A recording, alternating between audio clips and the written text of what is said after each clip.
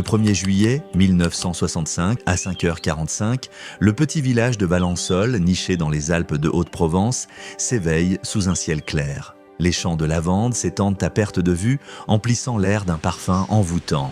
Maurice Mas, un agriculteur de 41 ans, père de famille et ancien résistant, commence sa journée comme à son habitude. Travailleur respecté, connu pour son sérieux, il se rend dans son champ au lieu dit l'Olivol, à 2 km du village. Rien ne laisse présager que cette matinée va bouleverser sa vie et marquer l'histoire mondiale des observations d'OVNI. Alors qu'il fait une pause, Maurice entend un sifflement aigu, inhabituel, qui brise le silence de la campagne. Intrigué, il pense d'abord à un hélicoptère ayant pu atterrir sans autorisation dans son champ. Il se lève, contourne un tas de pierres et s'approche de la source du bruit. Ce qu'il découvre le fiche sur place. Un engin ovoïde, de la taille d'une Renault Dauphine, posé sur 6 pattes métalliques avec un pivot central, repose dans son champ. L'objet de couleur mate n'a ni hublot ni rotor, mais une porte à glissière et un dôme transparent. À ses côtés, 2 silhouettes humanoïdes d'environ 1 mètre, vêtues de combinaisons gris-vert, sont accroupies près d'un plant de lavande. Maurice, à environ 7 mètres, observe les créatures, des têtes surdimensionnées, sans cheveux, avec des oreilles proéminentes et un trou rond en guise de bouche. L'un des êtres, semblant examiner la lavande, se retourne soudain vers lui. Il pointe un objet en forme de crayon et Maurice se retrouve paralysé, incapable de bouger, mais pleinement conscient. Les 2 êtres échangent des sons gutturaux, comme un gargouillement moqueur. Puis, ils remontent dans l'engin. Avec un bruit sourd, l'appareil décolle en oblique à une vitesse fulgurante, disparaissant en quelques secondes dans le ciel provençal. Reprenant ses esprits, après 15 minutes, Maurice découvre des traces physiques.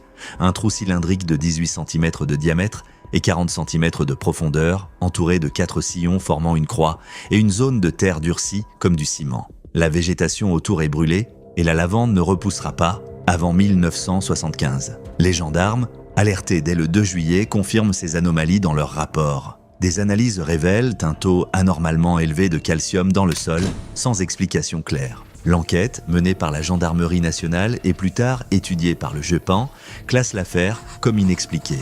Aucun signe de radioactivité n'est détecté, mais les traces et l'état du sol intriguent. Maurice, homme simple et discret, subit un profond bouleversement.